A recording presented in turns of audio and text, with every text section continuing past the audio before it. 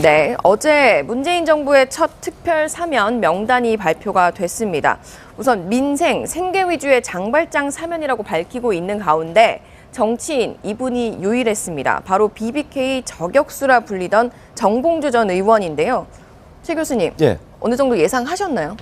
저는 뭐 개인적으로는 예상을 했고요. 왜냐하면 이게 이제 2007년도 17대 대선 사건에 연관돼 있는 거거든요. 선거법 위반인데 네. 사실 이명박 전 대통령이 BBK의 실소유주다라고 하는 의혹을 제기했는데 그게 선거법 위반 명예훼손이 되면서 징역 1년을 선고받고 형을 다 마쳤습니다. 예. 형을 마치고 5년이 지난 뒤에요. 그러니까 이미 그리고 2017년 17대 대선에서 선거 사범으로 연행이 되거나 아니면 처벌을 받고 나서 복권 안 된 사람이 유일한 사람이 정봉주 의원이에요. 전 의원이에요. 그런 차원이라고 보면 저는 무리한 사면 아니라고 봅니다. 그러니까 이분이 형기를 다 마친 상황이고 5년이라는 시간이 또 지났고 그리고 나서 다른 사람들은 다 복권이 됐는데 이제 정봉주 전 의원만 복권이 안 된 상태고 또 하나 저는 이제 지금 BBK 사건이나 다스 문제가 또다시 논란이 되고 있지 않습니까? 네. 국민들은 그때 정봉주 전 의원이 의혹을 제기했던 이 누가 다스의 실소유주고 BBK의 실소유주가 누구냐 하는 문제에 지금도 의혹을 갖고 있어요. 그렇다고 하면 그때 의혹을 제기한 게 정말 진실일 수도 있지 않겠나 하는 생각이 들지 않겠습니까? 그런 차원에서 본다고 하면 정봉주 전 의원의 사면은 그렇게 뭐 논란이 될 만한 사안은 아니라고 봅니다. 어제 그러니까 정치인이 한 명이다 보니까 청와대에서도 이제 교수님 말씀과 비슷한 설명을 내놨습니다. 뭐 17대 대선 사범 가운데 지금까지 배제됐던 유일한 사람이었고 이제 나름의 기준에 맞춰서 한 거였다는 거였는데 그런데 정전 사면을 놓고 한국당에선 좀 신경을 곤두세우고 있고 다르게 보는 분위기입니다. 정태욱 대변인 목소리 한번 들어보시죠. 전 의원의 혐의 내용에 대한 잘잘못 시비를 떠나 이명박 정부의 것은 모두 다 뒤집는 작태를 그대로 보여주는 것이다. 네, 검찰이 다스 횡령 의혹과 관련한 본격 수사팀을 이제 꾸린 시점에 공교롭게 또 MB 저격수인 전 의원이 사면 복권됐단 말이죠. 이 앞으로 어떤 역할을 좀 할 것으로? 그러니까 이제 이게 상징이 될 수 있다는 거죠. 정봉주 전 의원의 개인적으로 보면은 뭐 피선거권을 회복했다. 그러니까 그 지금 뭐 지방선거라든가 뭐 재보궐 선거 같은데 출마할 수 있게 된 피선거권을 회복했다라는 의미는 개인적인 의미인 거고 이게 그 정권이라든가 뭐 이렇게 그 면에서 본다라고 하면은 다스 실소유자, 다스의 실소유자가 있는지 없는지도 모르겠는데 여하튼 다스의 실소유자가 MB다라는 전제에서 지금 그 고발된 사건에 대해서 지금 수사를 하고 있는데 그 와중에 BBK의 실소유자는 MB였고 이명박 전 대통령이었고 그렇기 때문에 김병준이 했던 옵셔널 벤처스 코리아의 주가 조작을 MB도 관여했다라는 네. 그 취지에서 그런 의혹에서 시작된 다스 실소유자를 찾는 이 수사를 이 정권에서 굉장히 공을 들이겠다라는 상징 아니냐 이건. 네. 그러면 무죄 추정의 원칙을 떠나서라도 그러니까 이런 것이 이 청와대가 주는 이 시그널이 검찰에도 영향을 분명히 줄 수도 있다. 뭐 그런 상징성도 한번 봐야 된다는 생각이 듭니다. 네, 소장님 어제 이명박 전 대통령이 또 SNS에 신년 메시지를 올렸는데 이런 부분이 눈에 띄더라고요. 메시지를 한번 보면 지금 역사의 고비를 넘고 있다. 풍파도 헤쳐나가고 이 역사의 고비를 직시하고 결의를 다지고 힘을 내자. 좀 눈에 띄는 부분이죠. 예, 뭐 풍파가 오고 있죠. 풍파가 이제 파도도 치고 바람도 불고 있으면 세차지고 있는 것이고 어쨌든 문재인 정부 들어 처음에는 우리가 사이버 사령부 댓글 문제 김관진 전 장관 구속에서 나왔지만 여기서 이제 MB를 압박하려고 했는데 이 부분은 이제 일단 피해 나간 것 같습니다. 네. 그럼 두 번째 이제 그 다스 문제인데 어쨌든 전방위적 압박이라고 이명박 대통령은 느낄 수밖에 없는 것이고 그 와중에 이제 그 당시 2007년 대선에서 가장 논란이 됐던 BBK 네. 또 BBK 저격수로 활동했던 정봉주 전 의원이 때마침 사면이 됐습니다. 그러면 이명박 전 대통령이 느끼기에는 이 파도와 바람의 강도가 약하지 않구나. 이럴 때일수록 이제 우리 편끼리 뭐 결의를 다져서 좀 담대하게 넘어가자 이 얘기인데 어찌됐든 MB를 향한 문재인 정부 들어서의 어떤 칼끝이 점점 그 예리해지고 있는 형국이기 때문에 MB로서는 이제 신년을 맞는 감회가 좀 남다를 수밖에 없지 않겠습니까? 예. 굉장히 위기감 속에서 새로운 2018년을 맞지 않겠나 이런 생각이 듭니다. 그런데 이제 사면과 관련돼서 민주당도 편치만은 않은 것 같은데요. 이 사면 발표 3시간 반 만에 민노총 한상균 위원장은 왜 사면이 안 된 거냐며 청와대 앞까지 와서 집회가 열렸습니다. 그 모습 한번 먼저 보시겠습니다. 현 정부가 진정한 촛불 정부가 아니라 불이 다 꺼진 단단히 굳어져 버린 촌농 정부로 전락할 것이라고 감히 말씀을 드립니다. 네, 아무래도 이게 청와대 부담이 될 수밖에 네. 없는 상황인 것 같아요. 이런 부분이 빠져서. 근데 사실은 이제 포함시켜도 부담이 돼요. 그러니까 예를 들면 한상균 위원장이나 아니면 뭐 이석기 전 의원이나 이런 분들을 만약에 포함시켰다고 생각을 해보십시오. 그러면요, 지금 이 정도의 비난이 아니라 야권에서는 엄청나게 비판을 할 겁니다. 그래서 아마 청와대 입장에서는 그런 여러 가지를 고려했다고 저는 봐요. 그리고 이게 이제 국민 통합이라는 의미도 사면에 있어야 되지 않겠습니까? 그리고 문재인 대통령이 후보 시절부터 계속 그런 얘기를 했어요.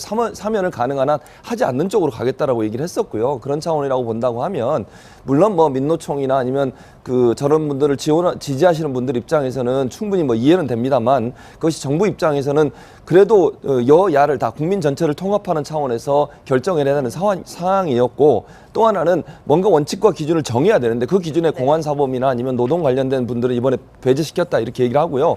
경제사범들도 배제를 시켰지 않습니까? 네. 그런 기준에 맞춰서 하다 보니 이제 불가피하게 저런 분들이 빠지게 됐는데, 아무래도 이제 국민 통합이나 아니면 여러 가지 정책 상황을 고려했을 때는 청와대의 결정이 어찌 보면 지금 상황에서는 적절하지 않았나 하는 생각이 듭니다. 네, 정봉주 전 의원 이제 복권되는 부분 때문에 지방선거판도 좀 흔들리는 것 같습니다. 뭐 노원병 보궐선거에 나올 거다라는 얘기부터 뭐 인터뷰에서 이런 말을 한 적이 있었어요. 정치는 국회에만 있는 것이 아니다. 지자체에도 있다. 사실상 지방선거를 출마할 수 있다. 서울시장에 출마할 가능성까지 제기되고 있는데 어떻게 보세요, 수장님? 어쨌든 6월달 어제 포털 검색 순위 하루 종일 정봉주 의원이 1위였고, 그 다음에 뭐 그냥 쉬운 건 아니죠. 굉장히 유명한 인지도는 방송인으로 또 굉장히 굉장히 높였고, 그 다음에 지금 6월달 지방선거가 있는 게 아니고 이제 그 안철수 대표의 지역구인 노원병 보궐선거가 있기 때문에 정봉주 의원으로서는 갑자기 옵션이 여러 가지가 생긴, 여러 가지를 선택 가능한 어떤 지평이 좀 열린 상황인데, 뭐 본인이 이제 정치인이기 때문에 굉장히 고민을 하겠죠. 고민을 하는데 지금 당장 뭘 하겠다기보다는 서울시장도 나갈 수 있다라고 말하는 순간에 갑자기 서울시장 후보급이 되는 것 아닙니까? 예. 그렇다고 본다면 뭐 정치인 정봉주로 봤을 때는 굉장히 해피한 상황이 지금 전개되는 것 같고, 다양한 먹을거리가 지금 한 4월 굶었는데 뷔페 식당에 와서 뭐든지 이제 이렇게 접시에 담을 수 있는 뭐 그런 상황이 된 것 같은데, 어쨌든 뭐 정봉주 의원도 지금 여권은 사실은 인재 풍년 아닙니까? 네. 거기에 또 한 명의 유명한 셀럽이 또 가세가 됨으로써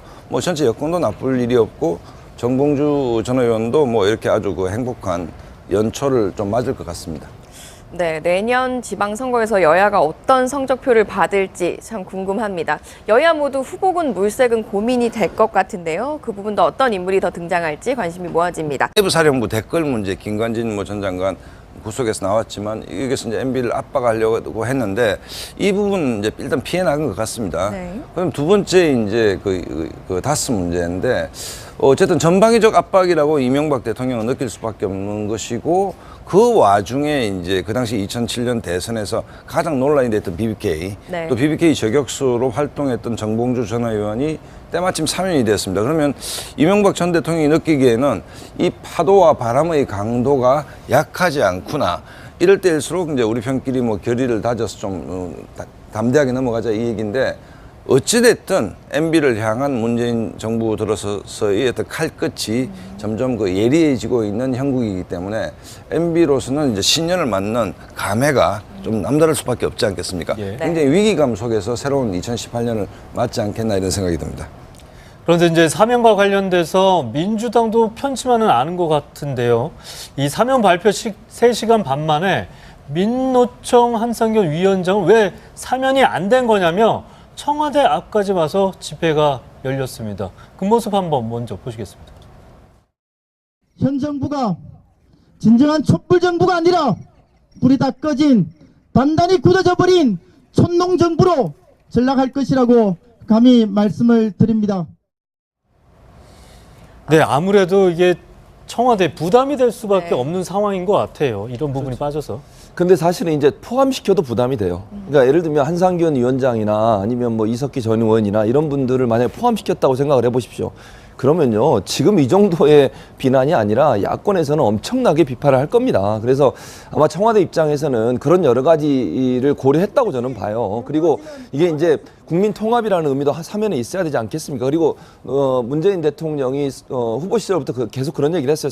사면을 가능한 한 하지 않는 쪽으로 가겠다라고 얘기를 했었고요. 그런 차원이라고 본다고 하면 물론 뭐 민노총이나 아니면 저런 분들을 지지하시는 분들 입장에서는 충분히 뭐 이해는 됩니다만 그것이 정부 입장에서는 그래도 여야를 다 국민 전체를 통합하는 차원에서 결정해야 되는 상황이었고, 또 하나는 뭔가 원칙과 기준을 정해야 되는데 그 기준에 공안사범이나 아니면 노동 관련된 분들을 이번에 배제시켰다 이렇게 얘기를 하고요. 경제사범들도 배제를 시켰지 않습니까? 네. 그런 기준에 맞춰서 하다 보니 이제 불가피하게 저런 분들이 빠지게 됐는데, 아무래도 이제 국민 통합이나 아니면 여러 가지 정책 상황을 고려했을 때는 청와대의 결정이 어찌 보면 지금 상황에서는 적절하지 않. 저는 다스 실소유자, 다스의 실소유자가 있는지 없는지도 모르겠는데 여하튼 다스의 실소유자가 MB다라는 전제에서 지금 고발된 사건에 대해서 지금 수사를 하고 있는데, 그 와중에 BBK의 실소유자는 MB였고 이명박 전 대통령이었고, 그렇기 때문에 김병준이 했던 옵셔널 벤처스 코리아의 주가 조작을 MB도 관여했다라는 네. 그 취지에서 그런 의혹에서 시작된 다스 실소유자를 찾는 이 수사를 이 정권에서 굉장히 공을 들이겠다라는 상징 아니냐 이건. 네. 그러면 무죄 추정의 원칙을 떠나서라도, 그러니까 이런 것이 이 청와대가 주는 이 시그널이 검찰에도 영향을 분명히 줄 수도 있다. 뭐 그런 상징성도 한번 봐야 된다는 생각이 듭니다. 네, 소장님, 어제 이명박 전 대통령이 또 SNS에 신년 메시지를 올렸는데 이런 부분이 눈에 띄더라고요. 메시지를 한번 보면 지금 역사의 고비를 넘고 있다. 풍파도 헤쳐나가고 이 역사의 고비를 직시하고 결의를 다지고 힘을 내자. 좀 눈에 띄는 부분이죠. 예, 뭐 풍파가 오고 있죠. 풍파가 이제 파도도 치고 바람도 불고 있으면 새차지고 있는 것이고, 어쨌든 문재인 정부 들어 처음에는 우리가 네, 어제 문재인 정부의 첫 특별 사면 명단이 발표가 됐습니다. 우선 민생, 생계 위주의 장발장 사면이라고 밝히고 있는 가운데 정치인 이분이 유일했습니다. 바로 BBK 저격수라 불리던 정봉주 전 의원인데요. 최 교수님, 예. 어느 정도 예상하셨나요?